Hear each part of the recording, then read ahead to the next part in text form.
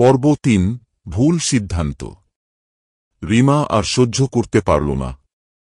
সে ডানদিকের শিশুটাকে তুলে নিল। তারপরই একটা বিকট আর্তনাদ। বাম দিকের শিশুটার চোখ ক্রমশ কালো হয়ে গেল, মুখ বিকৃত হয়ে গেল।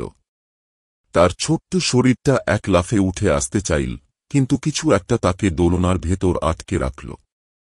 তুমি ভুল করলে। তার গলার স্বর শীতল, তীক্ষ্ণ আর বিকৃত।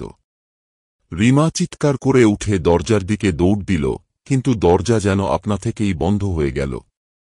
দোলনার শিশুটার মুখটা লম্বা হতে লাগল, চামড়াটা যেন খুলে যাচ্ছে, তার ভেতর থেকে বেরিয়ে এলো একটা অন্ধকার কিছু।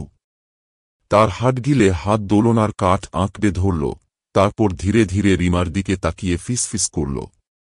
তুমি আমার ভুল মা, কিন্তু এবার আমিও তোমার ভুল হব।